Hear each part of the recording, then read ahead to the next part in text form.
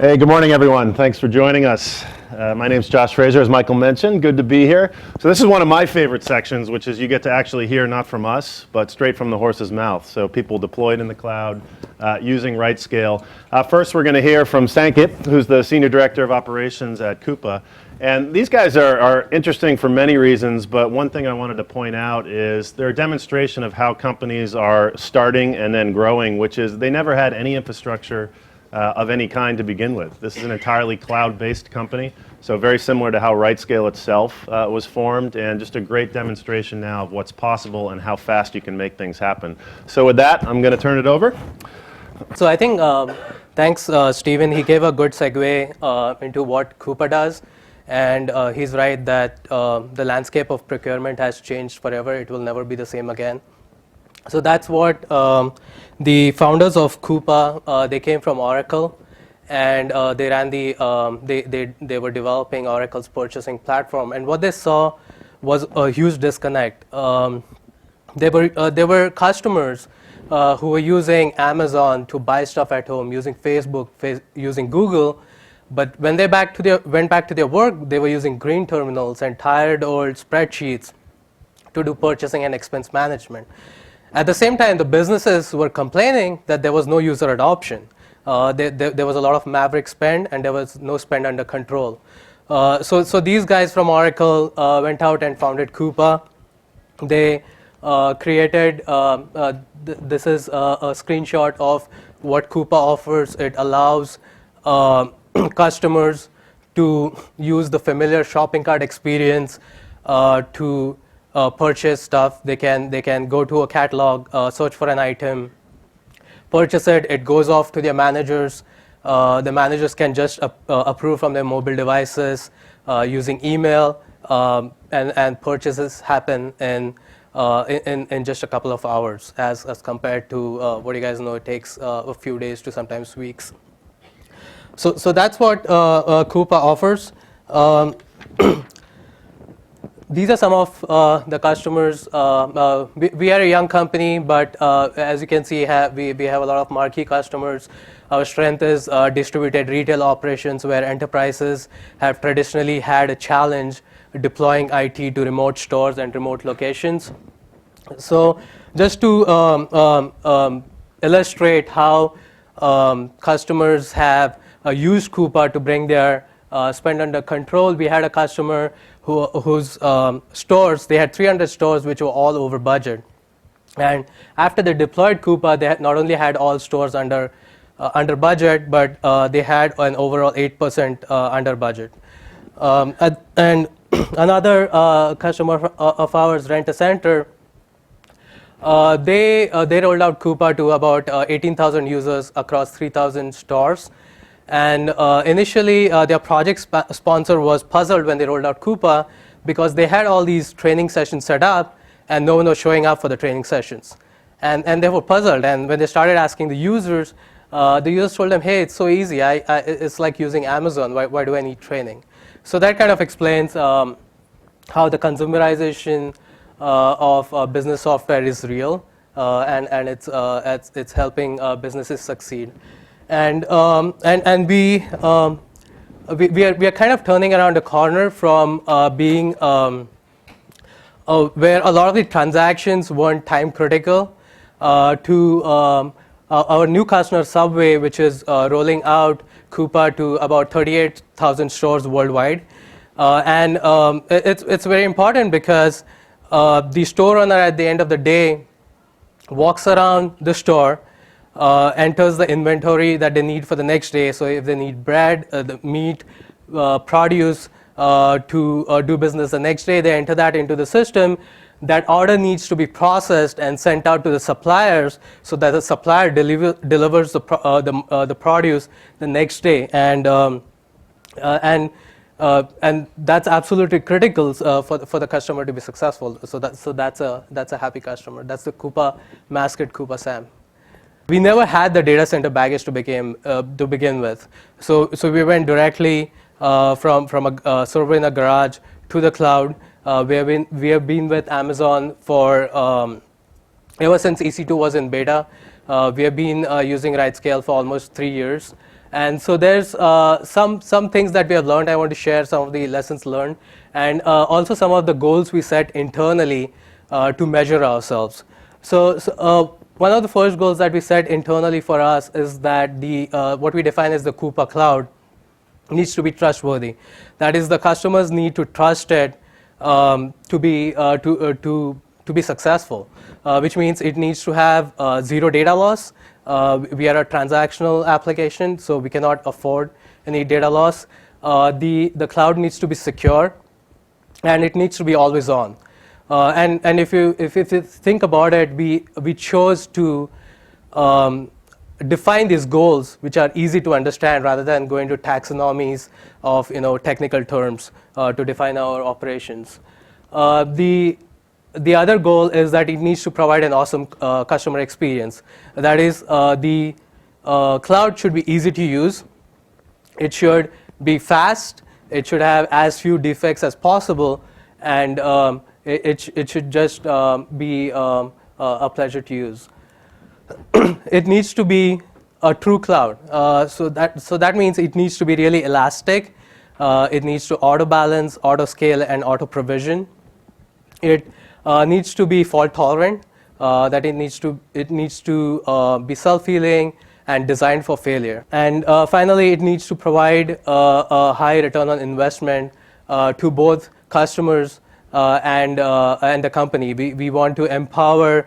I think that's one of the things that Steven also mentioned, that we need to it's a tide we cannot fight. So our focus is on enabling business and empowering operations, empowering marketing, everyone within the company and our customers, so that they get the highest return possible. So this is kind of, I didn't want to go into too much detail with architecture diagrams, but at a 30,000 foot level, this is what what we define as the Coupa Cloud. And I know there's it's hotly debated what the cloud means. I've seen like half a day to 1 hour one day workshops where people are debating about what the cloud means. But I think as a community, we have agreed that there's kind of three buckets which define the cloud, which is infrastructure as a service, platform as a service, and software as a service. So in this case, Coupa and its API is the software as a service. Infrastructure as a service, currently we are on Amazon, but looking to scale with Rackspace and any other cloud that RightScale supports. And then we use RightScale to manage our infrastructure across the different clouds. So we have been huge fans and huge drivers to get the multi-cloud offering.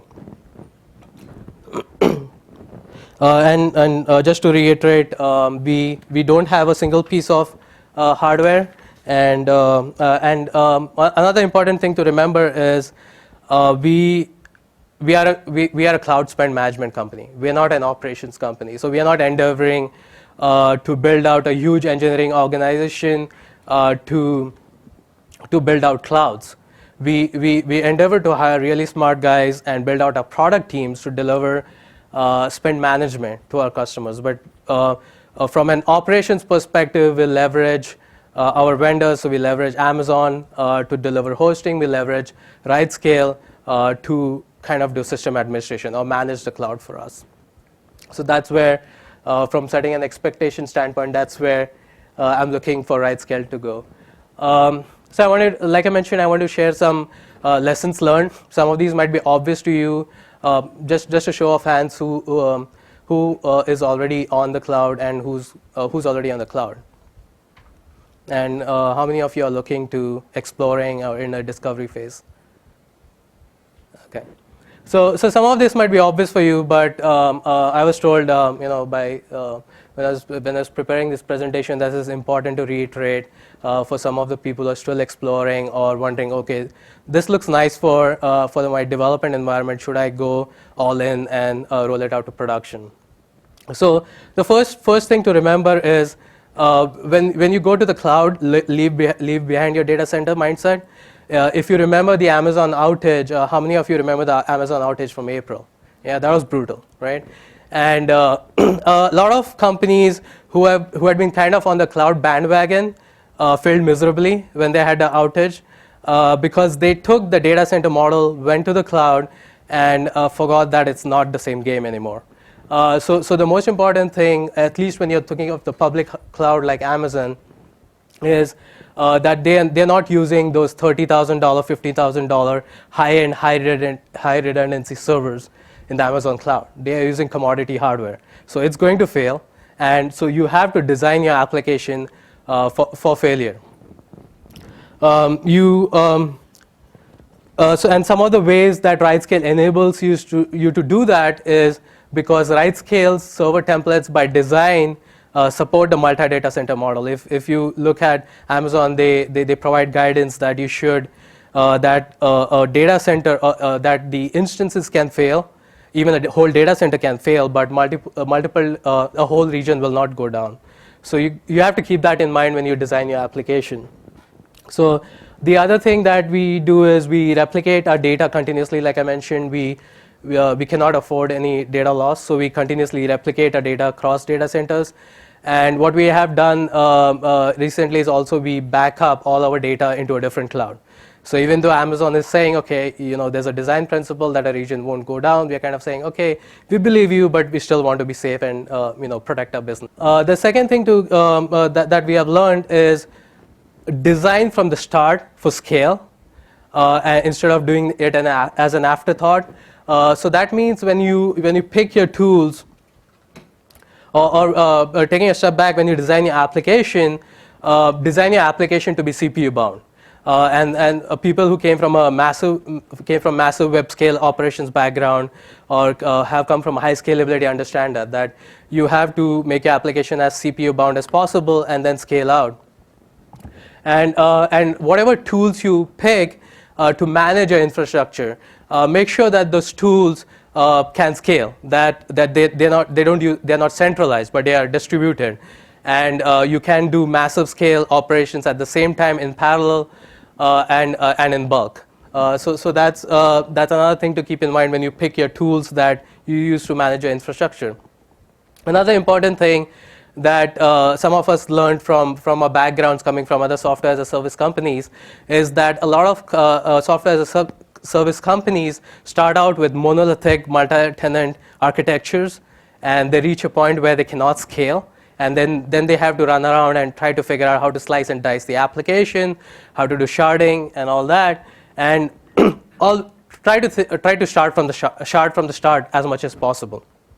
Try to segment as much as possible, and you can do different things depending on the application. What worked for us most is that we shard at the customer level. So we do a lot of segregation at the customer level. The nice fringe benefit of that is we are an enterprise application, and anyone who's worked with enterprises, kind of the first concern that an enterprise business has with going to the cloud is commingling of data. So doing that kind of gives you that nice fringe benefit that you don't have commingling of data. What it always also allows you to do is do a lot of auto scaling, auto balancing, and auto provisioning as your customer base grows.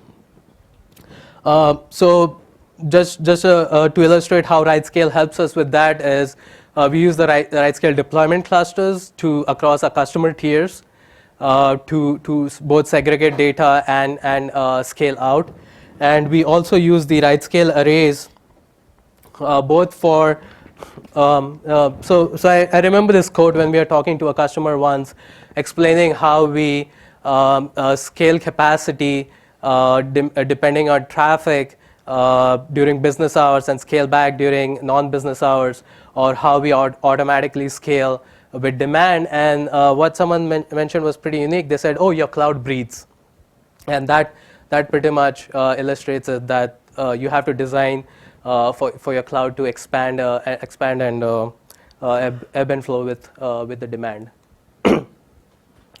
The third thing we have learned is, and why we looked at many platform as a service technologies when I first joined, and I looked at RightScale. And an important thing is you want to avoid getting locked into one cloud, and when I say cloud here is infrastructure as a service vendors technologies. You want to use as many open technologies as possible. What we have learned, any business who is looking to grow globally, you'll run into this pretty soon, especially if you're a business, is that almost all regions out there, most countries out there have data protection directives. So if you store any kind of personal data, you're pretty quickly going to run into regulations that require the data to be stored locally.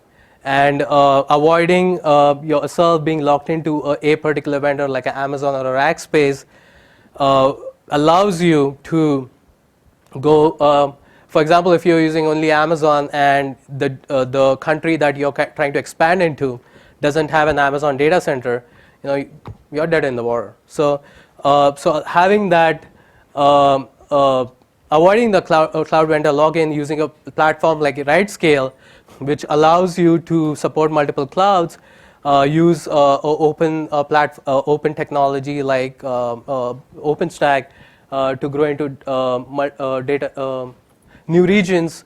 That's something else to keep in mind when you're designing for the cloud. Another thing which is nice about having RightScale is we're using RightScale as a platform as a service to manage our clouds. But at the same time, it provides us a lot of the low-level knobs and levers that we can play with, and that really came into play during the Amazon outage. I forgot to mention this, that most of our customers only had a 15-minute outage when Amazon had the multi-day outage. So we recovered pretty quickly, and we were able to do that pretty quickly thanks to the low-level knobs and levers that we had with RightScale that we could exercise. And lastly, I know a lot of the industry is embracing agile development. We do too. Our product teams, we have 4 major releases a year, and we have minor releases every week or almost every other week. And what we try to do is we try to be as agile with our infrastructure too. So we are continuously, we have 2 RightScale accounts, which are each of them connected to a different cloud. And we continuously develop and add features in the development RightScale account. And this has been continuously pushed out to the development machines, to the QA machines. So it's continuously being regression tested as the product development lifecycle. And at the point at which we are ready to push that change out to production, we just published a change out using the RightScale marketplace to a production account, and we push that change out to production. So we are able to continuously deploy changes because once you hit a certain amount of scale on the cloud, you cannot and you're always open for business, which we are, because we're in the we have customers in the retail business. You have to forget about downtimes, and you have to forget about scheduled maintenance windows, and strategically plan how to do that. And this is one way to do it. So I think that's all I had. We are hiring. And so if you know someone who's looking to work for an exciting company, please point them there.